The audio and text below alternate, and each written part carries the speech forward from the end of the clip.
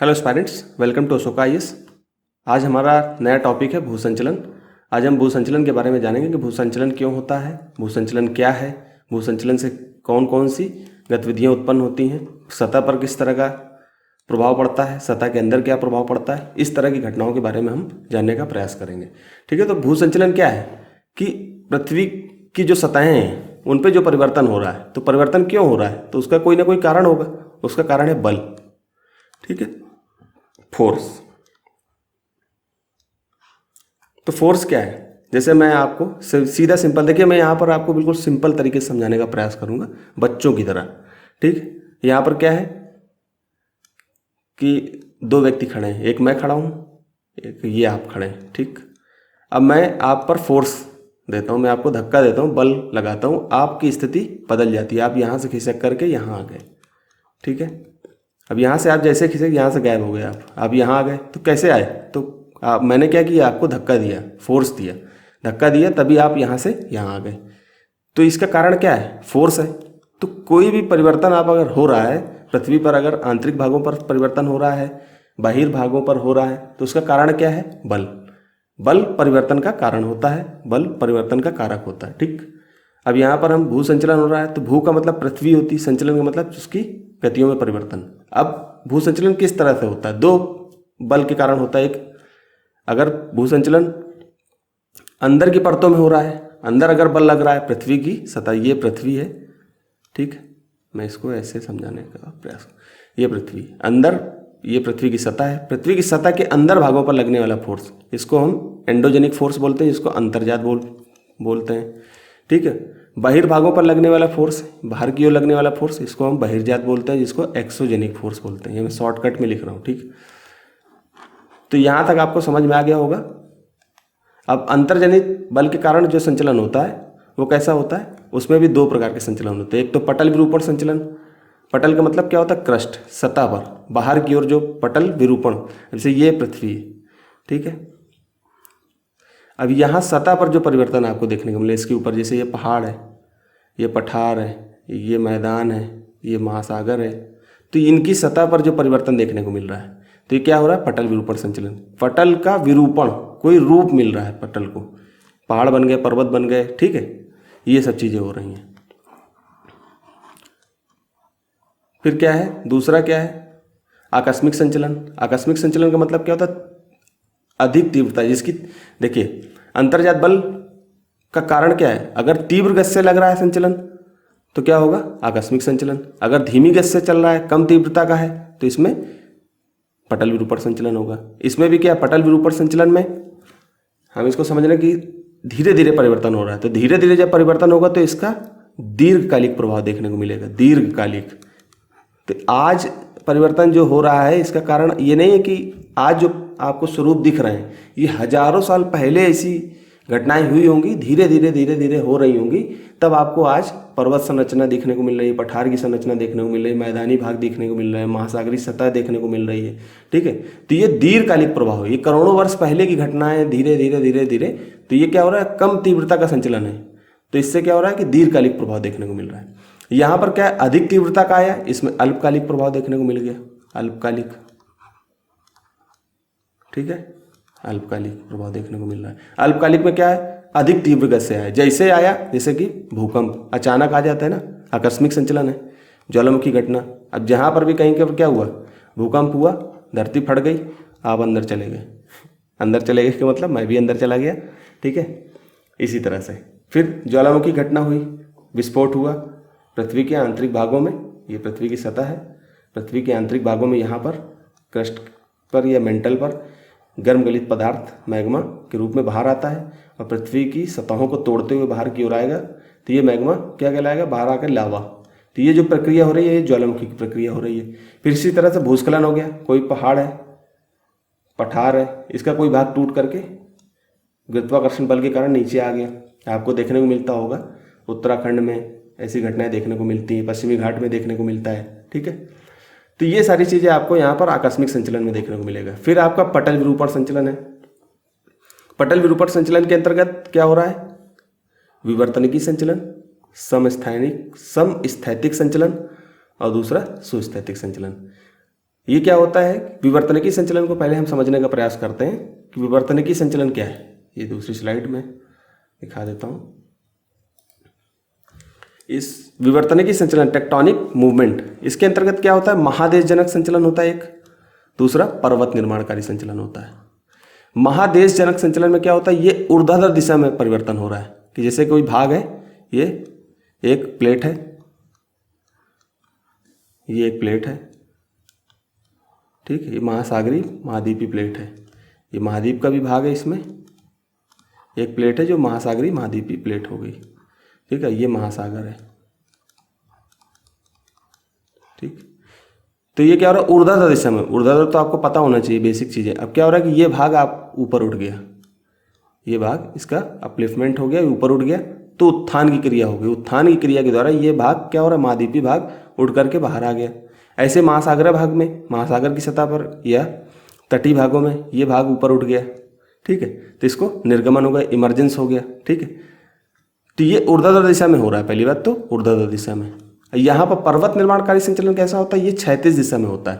क्षैतिज दिशा का मतलब ऐसे कि ये जैसे, इसको मैं यहाँ पर समझाता हूँ, दो प्लेटें हैं, ठीक। अब क्या हो रहा है कि संपीड़न बल के कारण ये एक दूसरे की तरफ आती हैं। जैसे जैसे इसमें फोर्स लगेगा ये आसपास आती रहेंगे, ऐसे ऐसे ऐसे क्या होगा, इनमें फोल्ड हो जाएगा आपस में दोनों तरफ। जब आप दोनों तरफ से अगर फोर्स लग रहा होगा तो ये क्या हो जाएगा, एक ऐसे ऐसे संरचना बनती चली जाएगी। तो ये निर्माणकारी संचलन है, एक निर्माण हो रहा है, कुछ ना कुछ ऐसी घटना होने से क्या हो रहा है कि कोई आकृति बन जाती है। जैसे कि पहाड़ पर्वतों का निर्माण हो जाता है, आप देखते होंगे एंडीज, रॉकी, इस तरह के पर्वत संरचना का निर्माण भी पर्वत निर्माणकारी संचलन के कारण होता है। फिर तनावमूलक संचलन, तनावमूलक बल के कारण कैसा होता है कि जैसे कि दो चट्टानें हैं, एक चट्टान ये है, इसी से एक ही चट्टान को मैं देखता हूँ कि इसमें क्या हो रहा है कि चटकन हो गई, दरार पड़ गई, ठीक है, और ये भ्रंशन की क्रिया के द्वारा ये भाग दो भागों में टूट गया। इसे भी इधर फोर्स लग रहा है, इधर फोर्स लग रहा है, तो अंदर से क्या होता है, अंदर से गर्म गलित पदार्थ, बहुत अधिक टेम्परेचर है उसका, प्रेशर कम हुआ तो गर्म गलित पदार्थ क्या होगा, बाहर की ओर आएगा। जब बाहर की ओर आएगा तो ये मैग्मा क्या होगा, धीरे धीरे इस महासागरी की सतह पर, ये चट्टानों की सतह पर, बाहर की सतह पर जमने लगेगा। तो इसमें सागर नितल प्रसरण सिद्धांत, इस तरह की चीज़ें आपको देखने को मिलेगा। तो ये सब चीज़ें क्या हो रहा है, इसमें कोई संरचना का निर्माण हो, तो यहाँ क्या हो रहा है, नई सतहें बन रही हैं, सतहें, तो इसमें निर्माण हो रहा है। तो ये चीज़ आपको संपीड़न बल, तनावमूलक बल, ये क्षैतिज दिशा में संचलन हो। ऊर्ध्वाधर दिशा में संचलन मतलब महाद्वीप में होगा, महासागर में होगा, उत्थान की प्रक्रिया होगी, अवतलन की प्रक्रिया होगी, निर्गमन की प्रक्रिया होगी, निमज्जन। अब मैं आपको ये समझा देता हूँ कि अवतलन और निमज्जन के कारण कैसे क्या संतुलन होता है। अब देखिए, उत्थान की प्रक्रिया महादेश संचलन में क्या होता है कि ऊर्ध्वाधर दिशा में संचलन हो रहा है। तो क्या हो रहा है कि जैसे ये महाद्वीपीय एक प्लेट है, मान लो उत्तरी अमेरिका प्लेट है, ठीक है, उत्तरी अमेरिकी प्लेट में ये आपके पर्वत हो गए, यहाँ पठार हो गया, ये आपका मैदान हो गया, ठीक है। तो इसको मैं यहाँ से हटा देता हूँ समझाने के लिए। महाद्वीप में क्या हो रहा है कि आसपास की सतह से, आसपास की यहाँ से यहाँ की सतह से क्या हो रहा है कि बीच का भाग उठ गया, ठीक है, बीच का भाग उड़ गया। तो क्या हो रहा है, उत्थान की प्रक्रिया के द्वारा बीच का भाग क्या हो गया, आसपास की सतह से कोई भाग ऊपर की ओर उठ गया। तो यहाँ पर क्या हो गया, महाद्वीपी पठार का निर्माण हो गया, ठीक है। अब यही सेम चीज उत्थान की प्रक्रिया अगर ये महासागर है, महासागर के तट पर देखने को मिले, तो महासागरी का ये भाग तट, मग्न तट है।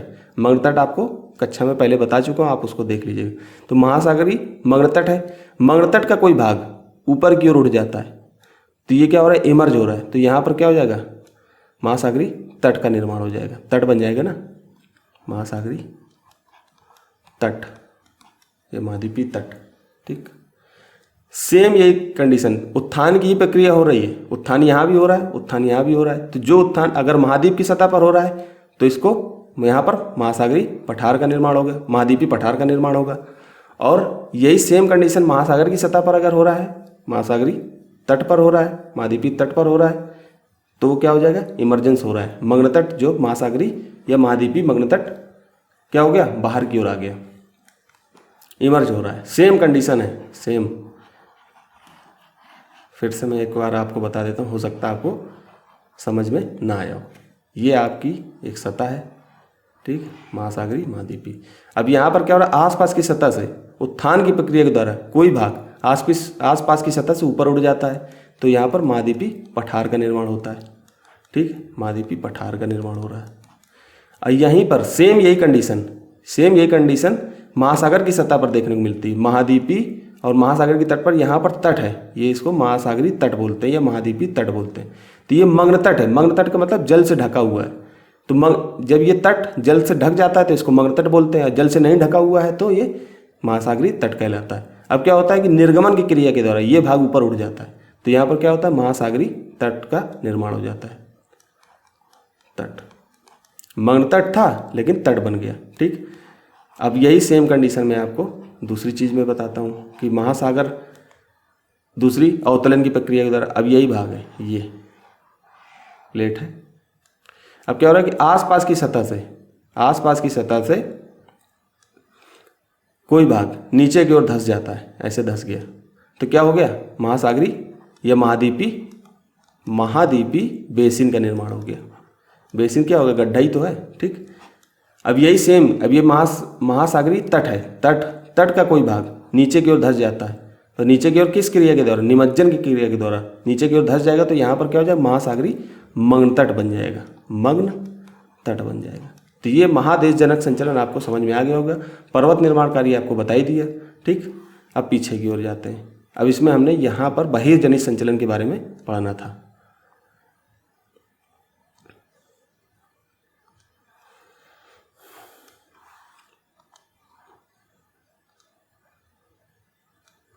बहिर्जनित संचलन, ऊपर स्लाइड में आ जाता हूँ। बहिर्जनित संचलन के कारण क्या हो रहा है, बहिर्जनित संचलन, बहिर्जनित बाह्य कारकों के प्रभाव से, बाह्य पृथ्वी की, जैसे ये पृथ्वी,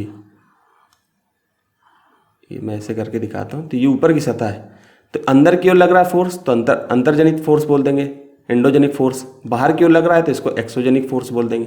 तो बाहर बहिर्जनित संचलन के कारण क्या हो रहा है, किस तरह के परिवर्तन हो रहे हैं, तो यहाँ पर आपको ये देखने को मिल रहा है, अपक्षण, अपर्दन, वृहक्षरण। ठीक है,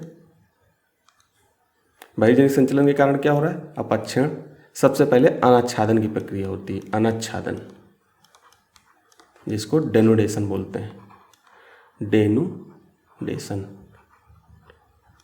ठीक, अनाच्छादन की प्रक्रिया के अंतर्गत 3 तरह की क्रियाएं होती हैं। एक आपकी अपक्षण होती, अपक्षण, ठीक है, फिर आपकी अपर्दन, फिर तीसरी आपकी वृहक्षरण। ठीक है, 3 चीजें। अपक्षण में क्या होगा, मैं यहां से इसको हटा देता हूं, फिर सिर्फ एक शब्द ले हुआ, सीधे दूसरी स्लाइड पे आ जाते हैं। अपक्षण में क्या होता है,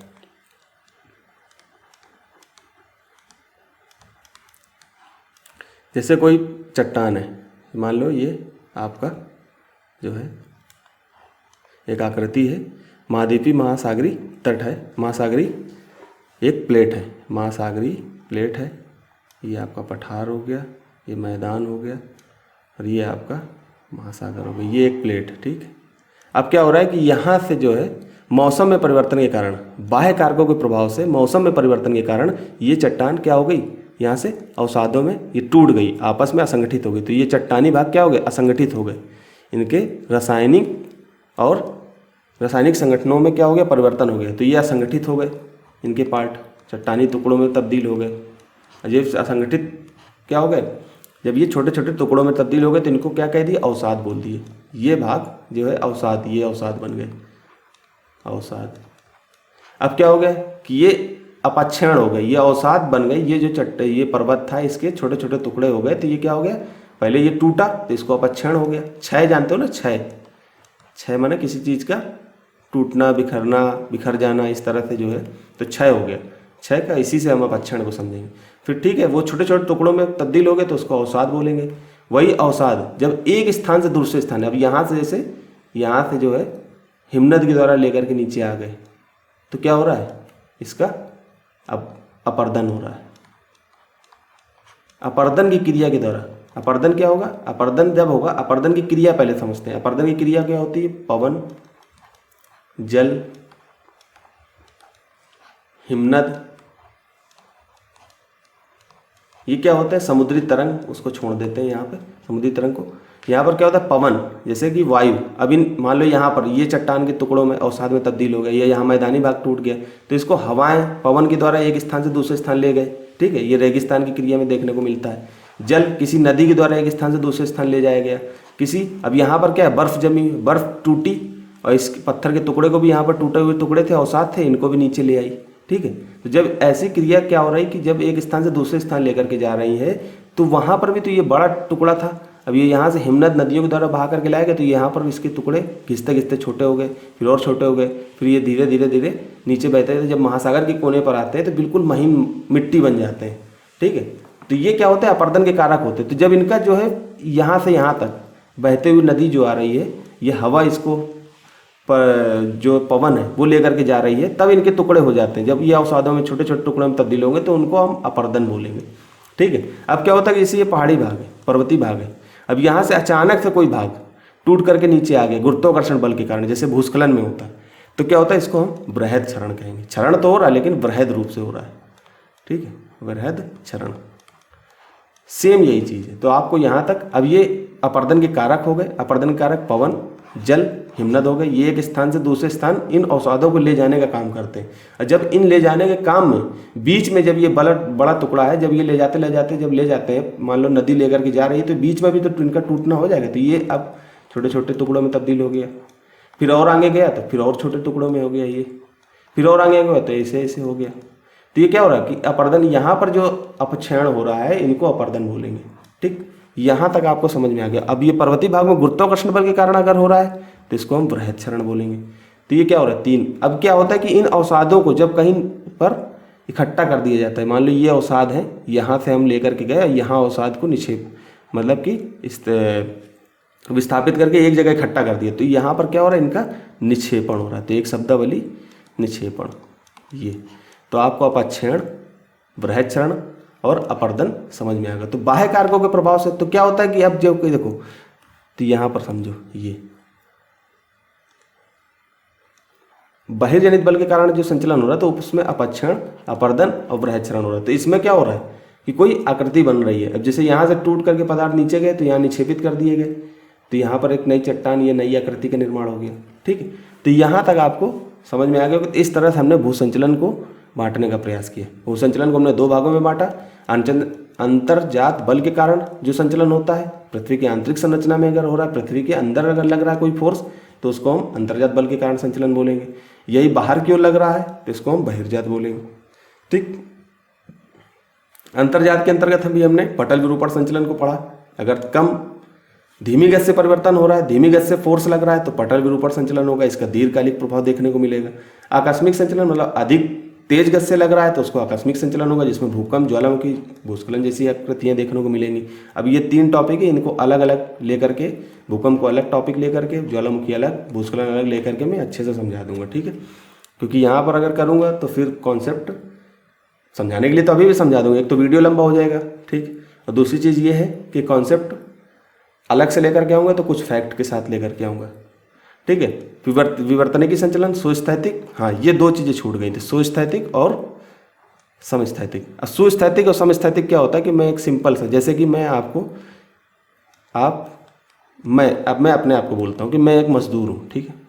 मैं एक मजदूर हूँ, मैं किसी बिल्डिंग, कोई बिल्डिंग बन रही, वहाँ पर गया, काम करने लगा, तो मैं अपने सर पर क्या रख रहा हूँ, कई सारे छोटे छोटे ईंटों के टुकड़े, छोटे छोटे क्या मतलब ईंट जो होते हैं उनको अपने सर पर लादे हुए इस तरह से। तो क्या आ रहा है कि मैं जैसे कि अपने सर पर अगर भारी वस्तु रखूँगा तो मैं थोड़ा सा झुक जाऊँगा, बेंड कर जाऊँगा, ऐसे हो जाऊँगा, ये ऐसे कर जाऊँगा, ज़्यादा ही झुक गए, ठीक है। तो इस तरह से झुक जाऊँगा, तो मैं अपने क्या कर रहा हूँ, संतुलित करने का प्रयास कर रहा हूँ। तो इसी तरह से जब पृथ्वी की सतह अपने आप को संतुलित, पृथ्वी भी अपनी सतहों को, ये पृथ्वी अपने आप को, ये प्लेटें अपने आप को संतुलित करने का जब प्रयास करती हैं तो उनको समस्थैतिक और सुस्थैतिक कहते हैं। तो क्या होता है कि जैसे महाद्वीपीय सतह अपने आप को संतुलित करने का प्रयास कर रही है, मान लो यहाँ पर कोई कंपन हुआ, सबसे अच्छा उदाहरण ये है कि यहाँ पर आप जो है इस सतह को तोड़ते हुए तोड़ रहे तो यहाँ की मिट्टी उठा करके आप यहाँ ले आए। अब यहाँ पर भार ऑलरेडी पहले से ज़्यादा था, अचानक और भार बढ़ गया तो क्या होगा, संचलन अपने आप को स्थिर करने के लिए यहाँ की मिट्टी उखाड़ करके ये तोड़ देगा। अब ये तोड़ करके मिट्टी यहाँ स्थापित हो गई। तो पृथ्वी, जैसे हम अपने आप को संतुलित करने का प्रयास करते हैं, ऐसे पृथ्वी भी अपने आप को संतुलित करने का प्रयास करती है। तो ये क्या होगा, संतुलित करने का प्रयास करेगी, अधिक भार हो गया, इससे भी तो भूकंप आते हैं।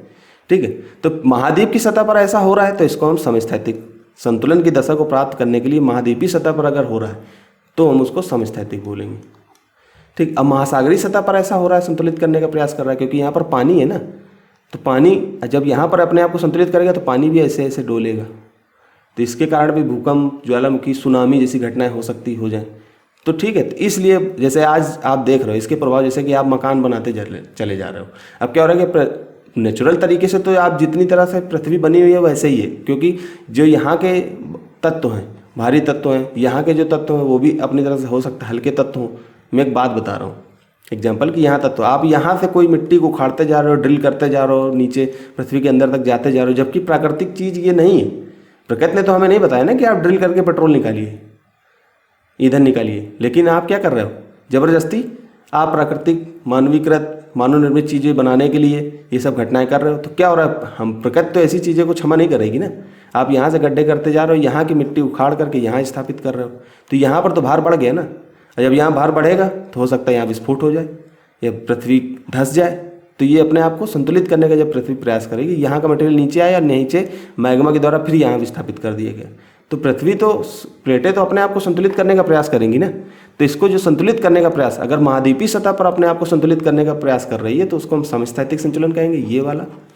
अगर महासागरीय सतह पर ऐसा हो रहा है तो इसको हम सुस्थैतिक बोलेंगे। ठीक, यहाँ तक मेरे हिसाब से आपको कोई समस्या नहीं होनी चाहिए।